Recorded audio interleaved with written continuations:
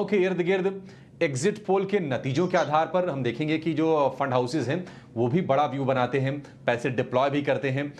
एक जरा नजरिया लेते हैं, हमारे साथ जुड़ गए हैं सुंदरम म्यूचुअल फंड के एमडी सुनील सुब्रमण्यम साहब। सुनील सर, बहुत शुक्रिया आपका समय देने के लिए। स्वागत है आपका 18 स्वदेश पर। सर, क्या ये एग्जिट पोल को देकर आज ही आप पैसे डिप्लॉय करेंगे या फिर बाकी जो फंड हाउसेस हैं या फिर कल का वेट करेंगे?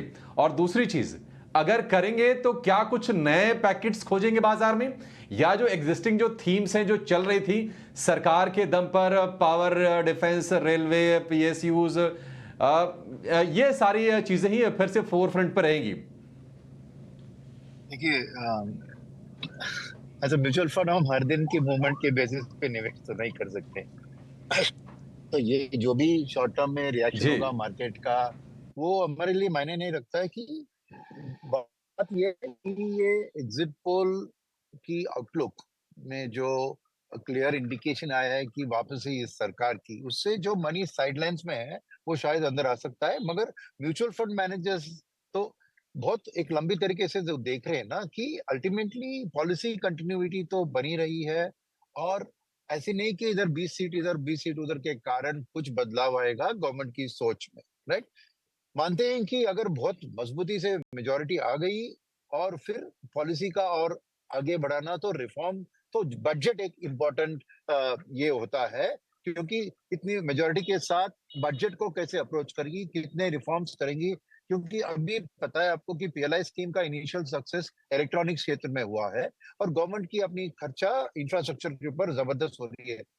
मगर अभी भी पीएलआई में देखें तो ओनली 14% कंपनियां दो चीन में काम कर रहे हैं, जिनकी इच्छा है कि वो चीन से बाहर आ जाएं, अपने कारखाने ले जाएं।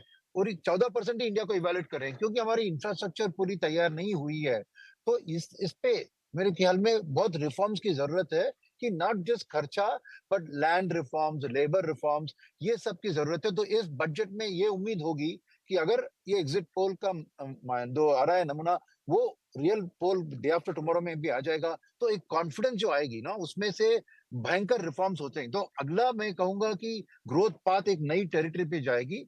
और यहाँ पे इंपॉर्टेंट चीज, अगर कुछ बदलाव करने हम्म। की जरूरत होती है, क्योंकि बेसिकली जो चीज हम्म। ऑलरेडी चल रही है वही उसी पे हमारा फोकस है।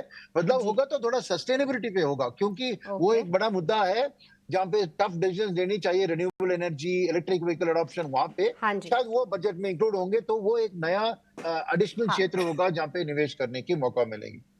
ओके। तो कई सारे सेगमेंट्स हैं जहां पे आपको रखनी है नज़र, पर बजट में किस तरीके से पॉलिसी चेंजेस होते हैं वो खास तौर पे ध्यान में रहेंगे। बहुत बहुत शुक्रिया सुनील जी एंड विवेक जी, आज सुबह सुबह हमारे साथ जुड़ने के लिए। और एग्जिट पोल्स के नतीजों को जिस तरीके से मार्केट सराह रही है, ऐसे में क्या होनी चाहिए आपकी रणनीति, लंबे समय के लिए किन चीज़ों पर फोकस करें, ये सब बताने के लिए।